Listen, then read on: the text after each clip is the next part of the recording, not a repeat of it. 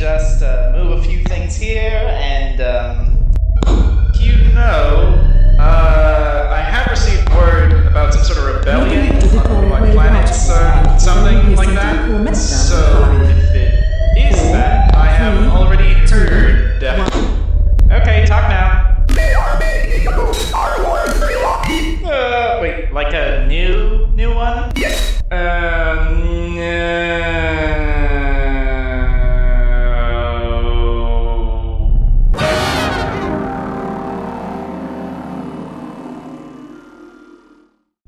As you may know, Star Wars has semi-recently released its 9th film in its trilogy of trilogies, The Rise of Skywalker, marking what I thought would be the end of Disney's vapid mishandling of one of the world's most beloved franchises. But oh, was I wrong. So wrong. An entirely new set of trilogies is slated to come out starting in 2022. That means that in the far-off year of 2026, if you wanted to watch every Star Wars film, including those that aren't part of any trilogy, you'd have to watch 14 movies that would total in an estimated time of at least 31 hours. Now, of course, there's nothing wrong with having lots of movies all take place in the same universe. It's worked exceedingly well for Marvel, and it can be used as a great tool to make you care for the characters on screen more, because you already know them and what they've gone through in the previous movies. But for the love of God, you have to introduce some new shit every once in a while to make it not be so stale. I mean, to be fair, the prequels tried to do this, but they sucked. Like, really bad. But if you don't introduce something new, it's gonna be the same shit over and over and over again. And I don't wanna watch the same conflict of the Empire and the Rebellion, just bigger and dumber. But apparently a bunch of other people do. So with that being said, let's get into the first movie of the sequel trilogy. The Force Awakens! First off, the film has a great cast. Adam Driver, Daisy Ridley, John Boyega, and let's not forget Simon Pegg as Unkar Plutt. I think he won an Oscar for that role, actually. The movie also has a whole bunch of great shots. The lens flare-filled brain of J.J. Abrams and Disney's endless supply of money made it phenomenal to look at, if nothing else. John Williams was also brought on to do the score, so it was flawless as usual. He's got Kylo Ren's little theme, where it's like...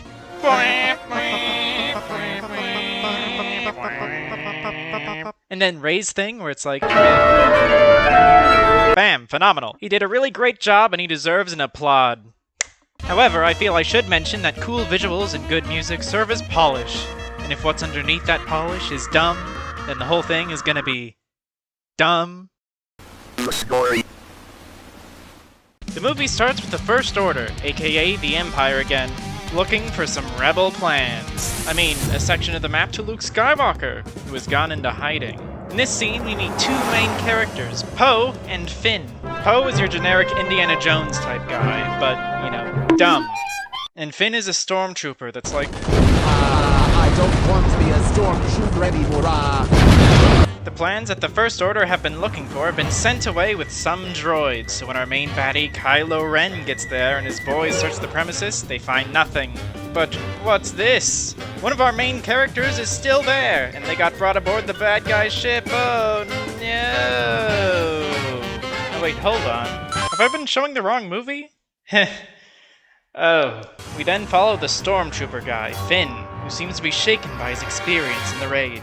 You know, I must say, this is a really neat idea, having the stormtroopers not be mindless evil drones for the good guys to kill in some action scene.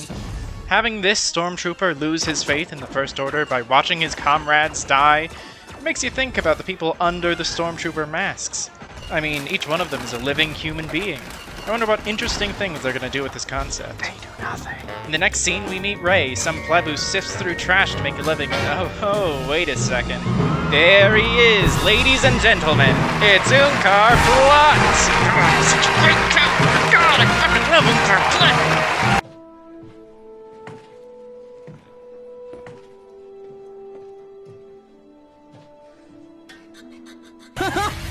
One! So Rey finds BB-8, he's the robot who had the map to Skywalker, and legally adopts him, or whatever. And oh baby, there he is again! It's going to get a solid 10 out of 10 from me. So back on the bad guy ship, Poe and Finn meet each other and devise a way to get off the ship, because Finn wants to leave the First Order and Poe is like the best pilot in the universe or whatever. They sneak into a TIE fighter and get out of there after some hijinks. Having this stormtrooper lose his faith in the First Order by watching his comrades die makes you think about people under the stormtrooper masks. I mean, each one of us is a living human being. I wonder what the interesting things they're going to do with this concept. They end up crash landing on Jakku, the desert planet from before. They get separated in the crash. Somehow. Then there's like this scene where there's a transition, and it's like a wipe transition, but it keeps this guy's head in frame, and I don't really get why. Whatever. Finn and Rey meet each other in the beginning, right? And because Finn's wearing Poe's jacket, Rey thinks she needs to beat him up. And in order to show that she's gonna beat him up, alright? They have her run at him with the most, like, bizarre, angry face I've ever seen. I mean, like, that's just pure hatred in her face right there. Like, why's she so mad? My friend has the same pair of pants as that. So they meet each other and Finn lies and says he's with the Resistance, cause, I don't know, whatever. Oh, by the way, the rebellion's now called the Resistance. I don't know why. It just makes me think of these guys from Invader Zim. Identify yourselves! We are the Resisti! Whoa! Did you say the Resisti? Yes, the Resisti. Anyhow... That's a stupid name! See, I told you it was stupid! Why do I keep listening to you? I don't know. So the First Order comes in and starts blowing everything up, rather than sending any sort of ground force for Finn and the droid. And our two main characters have to board the Millennium Falcon to escape. Yes, it's just sitting there in the middle of the desert. How convenient! Then there's a fun chase scene which I'm going to play at a very fast speed. So, I hope you get the gist of that. In the next scene, they meet Harrison Ford, playing a tired old man. I mean, Han Solo. Yeah, he just sort of shows up. You know, I'm sure some of you suffer from a misconception that space is really, really big, and the odds of Han Solo turning up to the Millennium Falcon 13 seconds after it leaves Jakku is probably, like, astronomically low. But, in this scene, it's revealed that the Millennium Falcon and Han Solo are legends throughout the galaxy that both of these goons have heard of. But in an earlier scene, Rey calls the Millennium Falcon a hunk of junk, and they both don't seem to know what ship it is. I mean, if it's a super famous ship that's known like galaxy over, shouldn't they recognize it? Whatever, I guess. So anyway, there's an action scene between our main characters, this Scottish version of Target, these Mad Max Asians, and some sort of meatball. Finn dies and they all make it out safely to the Millennium Falcon. We cut back to our bad guys in a scene that I swear is straight up ripped off of the He-Man Christmas special. Leading them to the last Jedi. The arrival of the spirit of Christmas on Eternia may threaten my rule. If Skywalker returns, the new Jedi will rise. I don't need any more goodwill and brotherhood on that planet. We shall destroy the government that supports the Resistance, the Republic. Without their friends to protect them, the Resistance will be vulnerable, and we will stop them before they reach Skywalker. Have no fear, Great Master. I will eliminate this Christmas spirit before another day is past. I mean, this has to be a coincidence, right? Anyways, in this scene we find out that Kylo Ren is the son of Han Solo. Oh my god. Okay. Also, for some reason in this movie, people don't think that the Jedi were real. I don't really get why, because this movie only takes place like 30 years after Return of the Jedi. And like, I mean, that's like if everyone thought Ronald Reagan was just a legend. To be fair though, people thinking that Jedi are just legends has always been a thing in Star Wars, and it's never really made sense, because in the prequels they were like a big institution that worked with the government. And that was only like 19 years before A New Hope, where everyone stopped believing in Jedi again. The people in Star Wars have no sense of object permanence, I swear. The gang lands on some marsh planet to talk to this Tangerine, and they bring the droid in for some reason. I mean, the First Order has like a $2 bazillion bounty on info for that thing, and they think like no one's gonna notice, I guess. Most of the shit in the bar here doesn't really matter, so I'm gonna skip over it. Rey ends up finding Luke's lightsaber in a box, and for some reason she has like a crazy vision when she touches it. And in this vision, an echoey version of the voice of Obi-Wan speaks to her for a bit. And from what I can tell, Obi-Wan was originally gonna be Rey's father, but they didn't end up doing that. So, this doesn't make any sense anymore. Alright, cool. The First Order are a bunch of Nazis, and they blow up a zillion planets on a Giga Death Star. Back with our main characters. Are we still on the swamp planet? Alright, so, the First Order shows up because they didn't try to disguise the droid. Rey gets kidnapped, but the Resistee show up and save everyone and bring them back to home base. Except for Rey. At the base, we find out that Poe's alive. Not that it really matters, he doesn't do anything important for, like, the whole movie.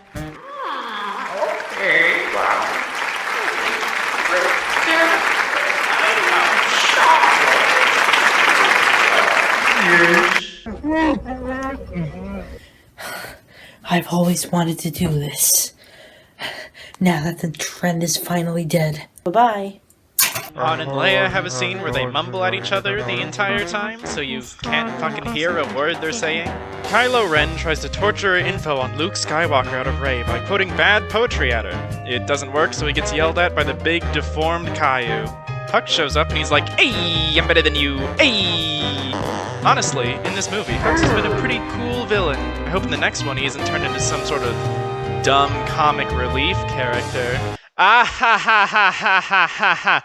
Ah ha! Because that would be stupid. Next we cut back to Rey, who uses wacky Jedi mind powers to get this guard to free her. I've heard many people complain about this scene, saying, "Oh, Rey shouldn't be able to use that power," or, "Oh, you need X amount of training," which, I don't really care. The movie needed some sort of comedic beat here, and it serves as a way to show the viewer how strong in the Force she is. So... Kylo Ren gets angry about Rey leaving, and there's another Stormtrooper comedic relief scene. I'm not gonna lie, I thought they were gonna do something a little more interesting with the Stormtroopers. Like, there would be some sort of rebellion when the First Order blew up all those planets. I would have thought that, like, Finn's little rebellion in the beginning would be some sort of setup for that. But they mostly seem to revert back to their can't-hit-shit comedic relief ways. It's not a bad thing, but I feel it does sort of mess with the threat that they created in the beginning of the movie. Now, in the old Star Wars, the Empire seemed to be a really quantity over quality villain. They had hordes of dumb faceless drones and a bunch of basically unlimited resources. In the beginning of this film, the First Order was made out to be the opposite of that, really. They don't mass-produce clone soldiers, they train real ones from birth. They aren't in control of a galaxy full of resources, that's who they're fighting against. The beginning text crawl doesn't call them powerful or unstoppable, it calls them sinister. As in, like, not much is known about them other than they're evil. However, as this movie progresses, this feeling of a smaller, more elite form of the Empire slowly dissipates and is replaced by giant super weapons and more faceless hordes of enemies. The First Order goes from being the First Order to the Empire 2. We then cut back to the Rebel base where they're making a cunning plan, which I'll relay for you now.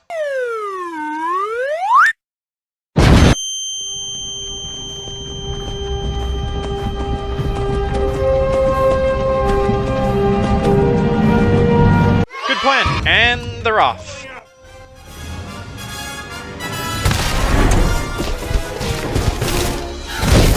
I get any higher, they'll see us!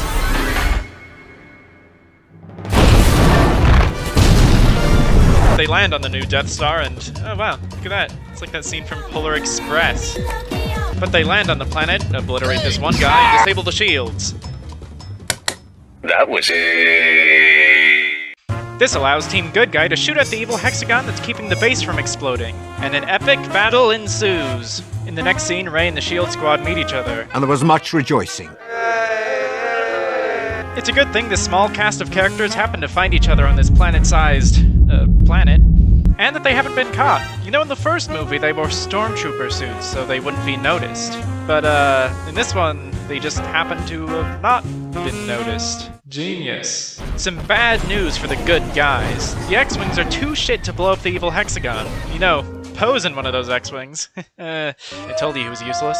So it becomes the job of our actual main characters to blow up the evil hexagon as well. They're gonna do this by putting a bunch of explosives that Han was carrying everywhere. Why does he have these explosives? I don't know. He's just a terrorist or something. Kylo Ren ends up sensing that they are there, however, and he and his stormtrooper lackeys end up searching the premises for our heroes. By the way, pro tip for anyone making movies, you see this? 2 different colors of light hitting our character? anytime you can do that, you should do that. Ooh, it looks so good. Now it comes time for the famous climactic bridge scene where Han Solo and Kylo Ren find each other. If I pull that off, will you die? It would be extremely painful. You're a big guy. For you.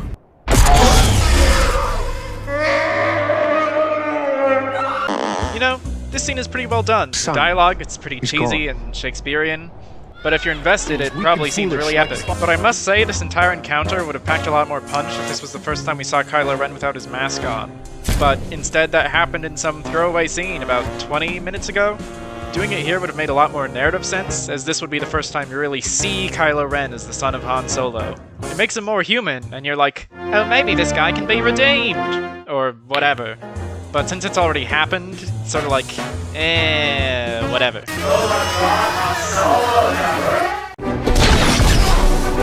Hey, aren't I supposed to do this?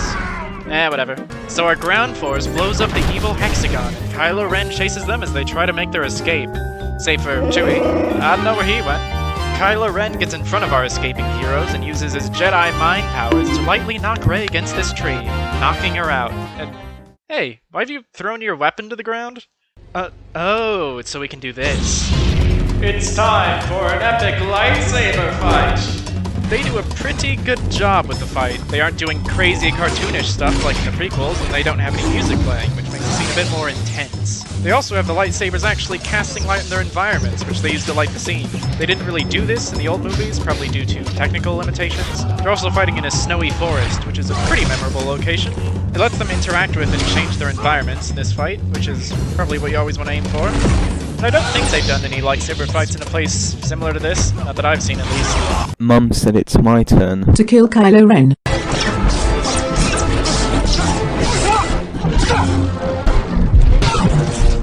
So the world starts blowing up because Poe flew his ship into the evil hexagon and blew it all up. You might be saying, but Xenor, I thought you said this guy had, like, no purpose. And he still doesn't have a purpose, alright? If I hadn't mentioned that he flew in there, you would have just thought those bombs destroyed the entire hexagon. You could have removed him from that entire part of the story, and the plot would go along just fine. So, yeah. All the main good and bad characters make it off the planet, and the whole thing explodes. Teletubbies! They get back to home base and complete the map to Luke Skywalker. Remember that? Remember that plot point? I sort of forgot about that when the whole planet-destroying giga weapon thing happened. But Rey and Chewbacca end up going to the planet that he's on, leaving everyone else in the base sitting pretty. I hope nothing immediately bad happens here at the start of the next movie. So it turns out Luke was in Ireland all along, practicing his version of the dramatic chipmunk pose from 2007. The end. This is the review bit. What can be said? It's basically just A New Hope with different characters. Shocking observation, I know. I've heard quite a few people say it's worse than the prequels. Obviously, they don't remember the prequels. I'll play a clip from one of them right now, actually. You know, some people say that I'm a tall glass of water. Oh, yeah? I'm not gonna lie, I don't really thirsty. remember this scene. Oh! Wait, now I do. Overall, I thought this was quite a good movie. It sounded like I was complaining about a lot of things, and I was. But hey, it captured the spirit of Star Wars pretty well, and that's basically what people wanted. The new characters were pretty good. Finn was a good character. You gotta see him go from fighting for the First Order to fighting to get away from the First Order, and then overcoming his cowardice and fighting the First Order because that's what he believes in, or whatever. Rey so far is a pretty generic main character, so there's not much to be said here. They give her a mysterious past, so that's something. Poe, Kylo Ren was pretty good. They took a emo, my parents just don't understand me guy and gave him magical powers and a lot of authority. So I guess that's a good villain. Makes him seem somewhat pathetic, so you can root for him to be redeemed more. Then there's the other villains, Snoke and Hux. We don't know much about Snoke other than he's ugly, so he's definitely not going to be redeemed. Then for Hux, I don't know, he's like a generic worm guy. I'm just gonna put a bunch of pictures of worm guys up here so you know what I'm talking about. But he seems pretty fanatical and intimidating, so whatever. I hope all these characters get to be just as good or better in the next 2 movies. If I were to put it on a graph with all the other Star Wars movies, I would probably put it, here. It's probably like a 6 out of 10? 6.1? Sure. Why are you telling me this? Hey, I don't know.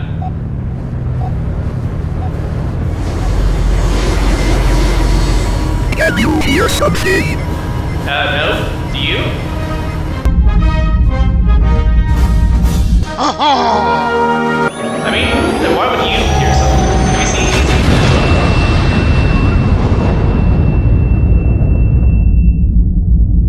I guess this epic original story will have to continue in the next Star Wars review. Aren't you invested? Don't you want to watch more of my content? I hope not. You're probably gonna have to wait another year. I started this video in early April.